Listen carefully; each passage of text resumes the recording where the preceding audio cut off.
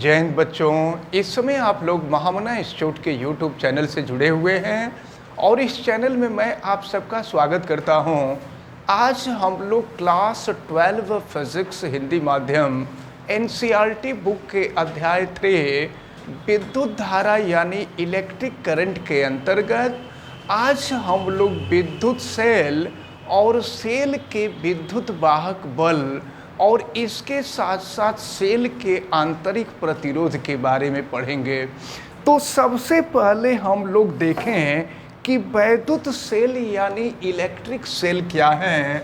हम आपको वैद्युत सेल या इसको हम विद्युत सेल भी कह सकते हैं।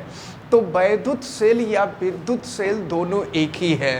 तो अब जरा वैद्युत सेल या विद्युत सेल के बारे में हम लोग पढ़ें। तो वैद्युत सेल एक ऐसी युक्ति है जिसके द्वारा रासायनिक ऊर्जा को वैद्युत ऊर्जा में परिवर्तित करके पूरे परिपथ में आवेश के प्रवाह को निरंतर बनाए रखा जाता है। तो इस युक्ति को ही हम वैद्युत सेल कहते हैं। अब इसके बाद हम लोगों को पढ़ना होगा सेल का विद्युत वाहक बल। सेल का विद्युत वाहक बल यानी इलेक्ट्रोमोटिव फोर्स। तो इसको जो है शॉर्ट में EMF भी कह देते हैं, EMF ऑफ सेल। तो EMF का मतलब E का मतलब इलेक्ट्रो, M का मतलब मोटिव, F का मतलब फोर्स। तो विद्युत वाहक बल, सेल का विद्युत वाहक बल जरा ध्यान पूर्वक देखें। यदि किसी सेल के द्वारा Q कूलाम के आवेश को पूरे परिपथ में प्रवाहित होने के लिए दी जाने वाली ऊर्जा W हो, याद रखे रहिएगा। आवेश Q को पूरे परिपथ में प्रवाहित होने के लिए सेल के द्वारा दी जाने वाली ऊर्जा W हो, तो W और Q के अनुपात को ही सेल का विद्युत वाहक बल कहते हैं। सेल के विद्युत वाहक बल को कैपिटल E से प्रदर्शित किया जाता है। यानी सेल का विद्युत वाहक बल के लिए फार्मूला E = W/Q है। अब अगर यहाँ से हम Q = 1 कूलाम कर दें तो फिर देखें E मिल जाएगा W/1 यानी E हो जाएगा W। तो अब हम यहाँ से सेल के विद्युत वाहक बल की साइंटिफिक डेफिनेशन देंगे और साइंटिफिक डेफिनेशन ये होगी कि एकांक आवेश को, एकांक आवेश माने एक आवेश, एक कूलाम का आवेश। तो एकांक आवेश को पूरे परिपथ में एक पूरा चक्कर लगाने के लिए सेल के द्वारा जितनी ऊर्जा दी जाती है उसे ही सेल का विद्युत वाहक बल कहते हैं। एक बात याद रखे रहिएगा, सेल का विद्युत वाहक बल एक प्रकार की वैद्युत ऊर्जा होती है और नाम से लग रहा है विद्युत वाहक बल। तो बहुत बच्चे जो है कन्फ्यूज हो जाते हैं। एक बार ऐसे ही बोर्ड के एग्जाम में पूछा गया था कि निम्न में से कौन बल नहीं है, और 4 ठे विकल्प दिया था। विद्युत वाहक बल भी दिया था, लारेंज बल दिया था, अभिकेंद्र बल दिया था, अपकेंद्र बल दिया था, और इस प्रकार 4 बल दिया था। तो कुछ कुछ स्टूडेंट कह रहे थे कि चारों में तो बल ही है, ये क्वेश्चन ही गलत है। तो ये चीज़ आपको ध्यान में रखना चाहिए कि विद्युत वाहक बल, यहाँ बल शब्द भले ही जुड़ा हुआ है लेकिन यह बल नहीं है, यह सेल के द्वारा दी जाने वाली वैद्युत ऊर्जा है। इसलिए आपको किसी भी प्रकार का कंफ्यूजन नहीं पालना है। अब देखें तो ये तो सेल के विद्युत वाहक बल की डिफिनीशन हुई। अब विद्युत वाहक बल का मात्रक क्या होगा? तो W कार्य है, कार्य का मात्रक जूल होता है, और Q आवेश है, आवेश का मात्रक कूलाम होता है। तो विद्युत वाहक बल का मात्रक जूल प्रति कूलाम होता है, लेकिन आपको पता है कि जूल प्रति कूलाम वोल्ट के बराबर होता है। तो यह जूल प्रति कूलाम वोल्ट के बराबर होता है और वोल्ट को V से रिप्रेजेंट करते हैं। तो यहाँ से निष्कर्ष ये निकलता है कि विभवांतर का तो मात्रक वोल्ट होता ही है, सेल के विद्युत वाहक बल का भी मात्रक वोल्ट होता है। इसको भी आपको अच्छी तरह से अपने दिमाग में रख के रहिएगा। अब सेल का विद्युत वाहक बल 1 वोल्ट कितने के बराबर होता है, यानी 1 वोल्ट का विद्युत वाहक बल कितने के बराबर होगा?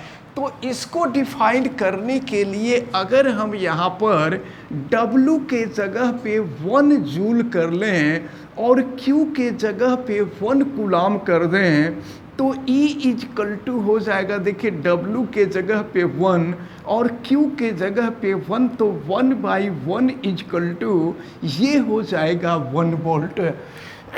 तो अब जो है ये 1 वोल्ट का विद्युत वाहक बल की डिफिनीशन क्या होगी?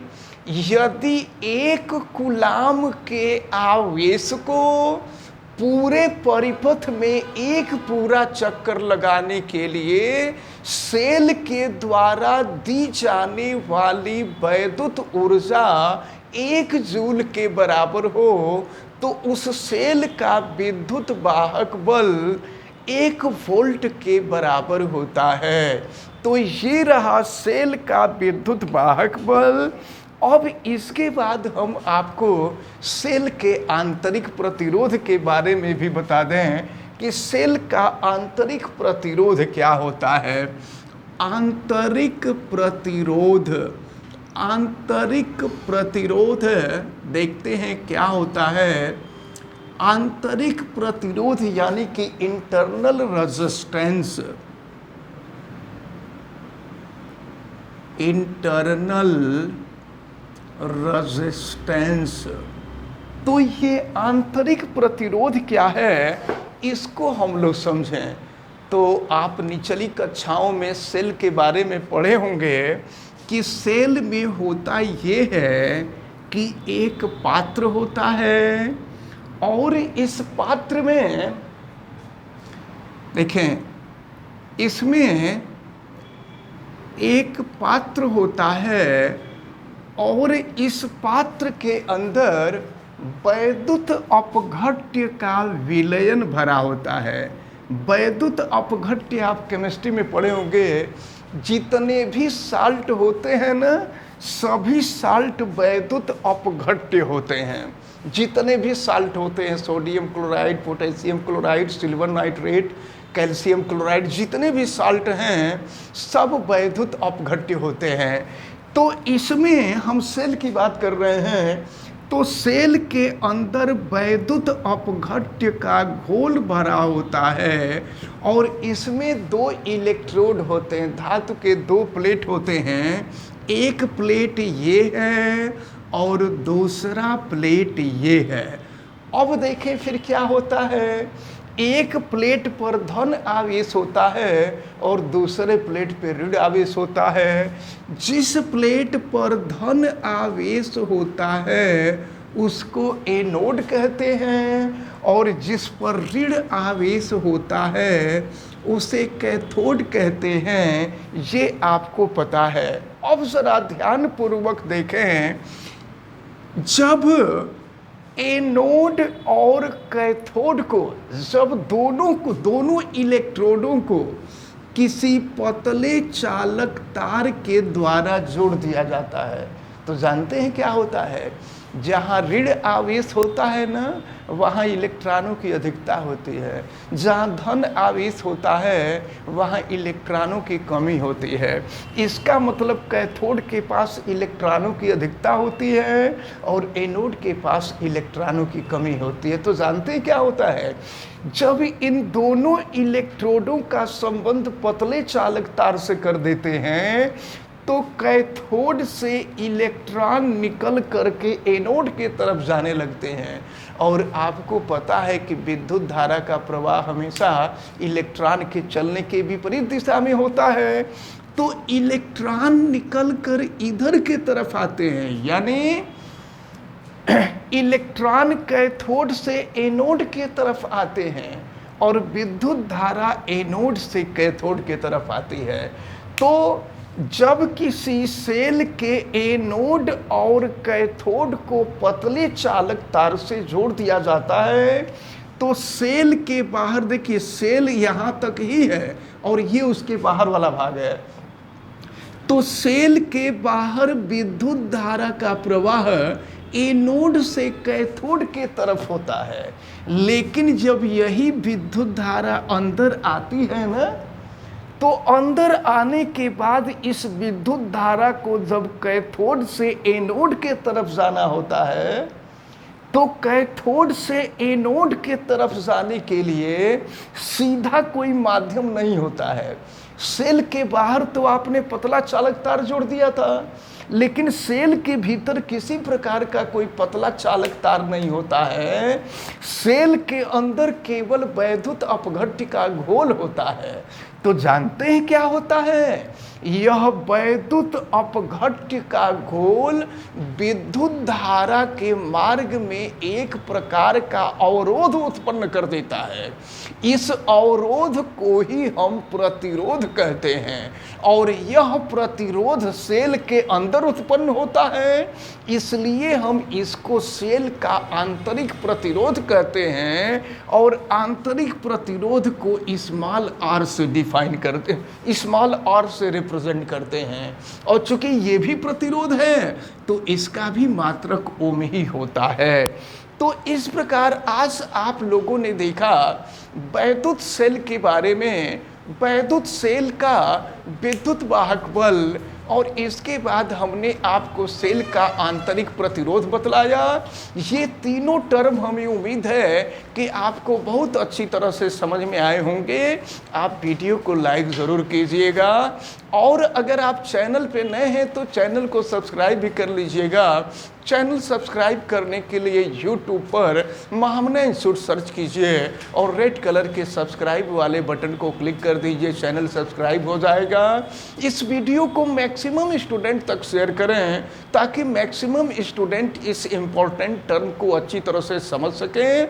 अगर किसी प्रकार की कोई दिक्कत समझ में आती है तो आप हमें कमेंट करके बतावें और बेल आइकन को भी प्रेस करें ताकि प्रतिदिन पढ़ने वाले वीडियो की सूचना आपको मिलती रहे। आप सभी लोगों का बहुत बहुत धन्यवाद। जय हिंद।